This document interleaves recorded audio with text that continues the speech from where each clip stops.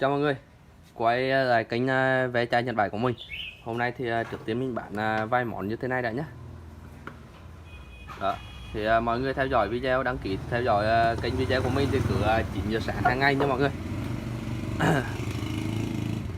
Đây, chờ mình chút để sợi dây điện. Hôm nay có mấy con máy điện.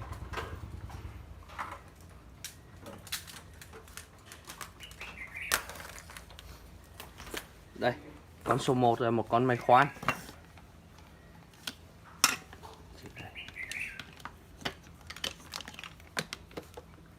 500W, hiệu gì đây? Đây, đầu này đầu lớn 13 thế phải, có tay cầm nữa. Con này thì điện 100V nha mọi người, điện 100V đó, điện 100V đây. Rồi mình test thử cho mọi người xem luôn. Cái này nó có khoan này, búa này đó. Rồi đây có cái dimmer chỉnh tốc độ co ở đây đó, trái phải. Để thử nha mọi người.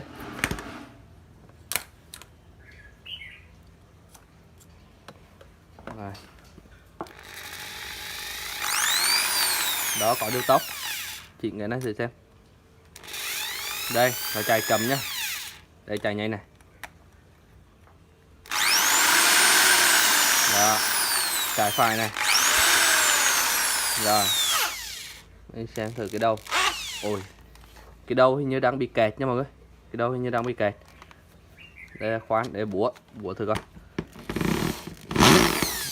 Đó, có búa, có tay cầm nữa này. Đây, con này con số 1. Số 1 mình bán 190.000 nha mọi người. Số 1 190.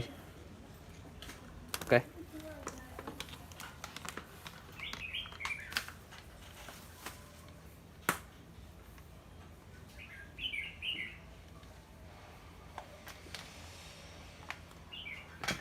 Rồi, số 2 là một con may hiệu gì đây? Hiệu gì đấy mà toàn chữ nhật mình cũng không hiểu nữa. 100V 560W. Gì đây? Đây, gửi 1 tấc nha mọi người. Đây có chén luôn đây. Đó. Rồi để thử nha, điện 100V nha mọi người.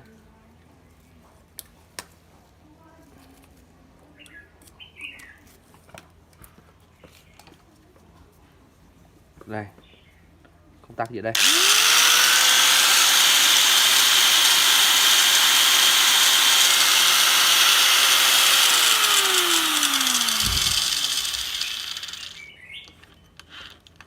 Đó, nó tiếng là bị sao đâu, hình như do cái này này.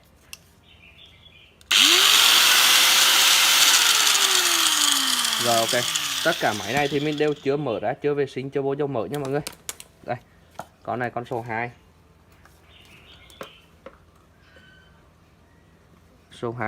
Số 2 này mình bán là 200 nha mọi người. 200. Đó.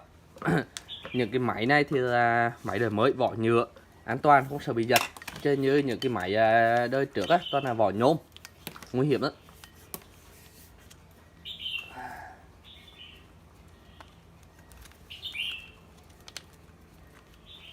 Đó, 100V nhá.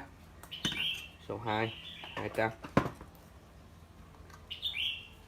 Rồi, số 3 là một con máy cưa. Đây, nó bị mất cái ốc giữ nướng hạ lưỡi đấy rồi. Chén thì vẫn còn này. Đó, chén vẫn còn này.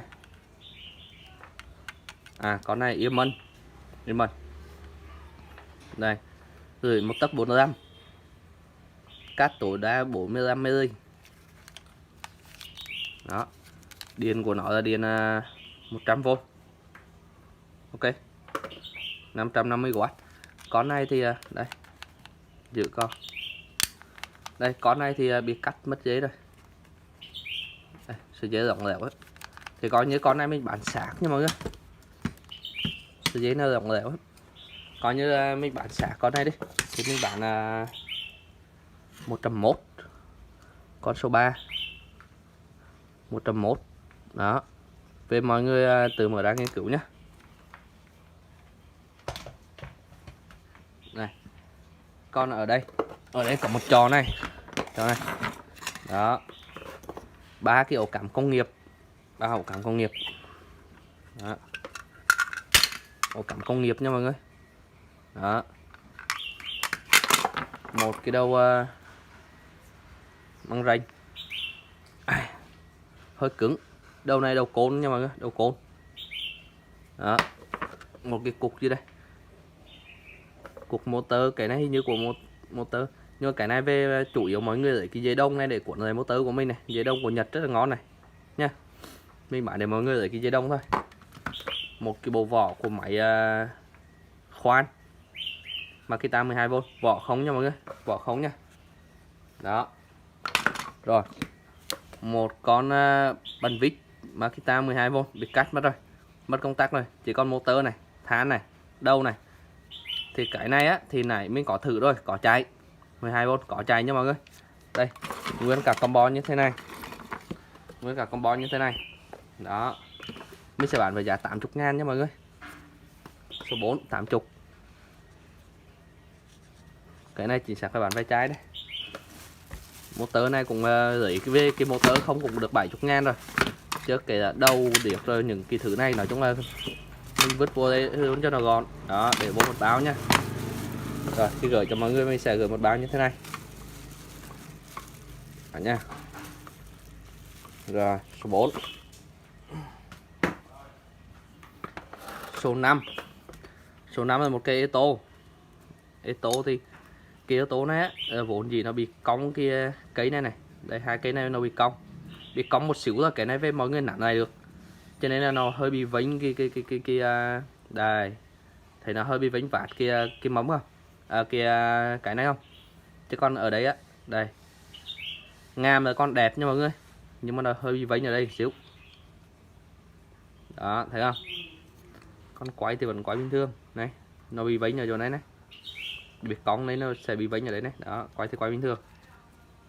Đó, Eto Mini. Đó, cái này thì mình bán số 5,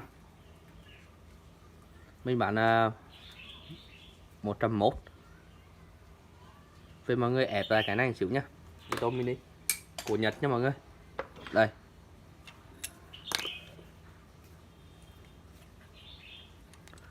đây cũng một con Eto Mini nữa. Đó,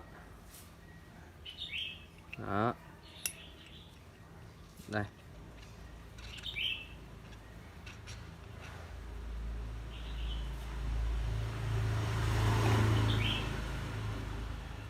đây khá là khít. Đó, con này con số 6. Số 6 này mình bán 120 nhá. Rồi số 7. Số 7 là con này này, con này ngam thì con nguyên này. Đó, bằng lên nha mọi người, con nguyên bằng lên, nó chỉ thiếu cái cây này này, cây xoay. Đó, cây này thì con này, cái này thì con, thiếu cái xoay. Như cây này hai cây tí và một cây xoay, thì thiếu một cây tí và một cây xoay. Cái này về mọi người chế lại được, đơn giản. Đó, cái này thì mình bán là 90 nha mọi người, 90 về mọi người chế lại nhé. Nói chung mọi người chế lại cũng được, mà không có đồ thay cũng được, dễ. 7 90. Ok. Rồi số 8 này là một con Eto mà sửa một cái á, là nó có hai cái tí đây này. Đó, hai cái tí con bóng này, xoay này, đây.